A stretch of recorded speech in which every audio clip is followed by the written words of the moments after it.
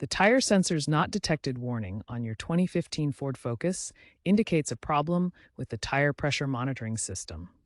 The warning light illuminates on your dashboard when the car's computer, known as the ECU, stops receiving signals from the tire pressure sensors. Your 2015 Ford Focus uses a direct TPMS system. Each tire contains a sensor that monitors pressure and temperature, sending data wirelessly to the car's computer. The sensors are located inside each tire and consist of components like the sensor unit, seals, and nuts. They're powered by small batteries that typically last 5 to 10 years before needing replacement. The warning light activates after 10 to 15 minutes of driving if signals are not received.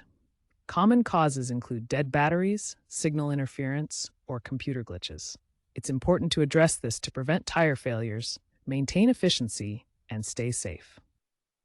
To reset the TPMS system on your 2015 Ford Focus, start by checking and inflating your tires. First, inflate all tires to the pressures recommended on the driver's door sticker, typically 33 to 35 psi for front and rear. Next, drive your Focus over 25 miles per hour for 10 to 20 minutes to allow the TPMS system to relearn the sensor signals. If the light persists, try cycling the ignition by turning the key off and back on.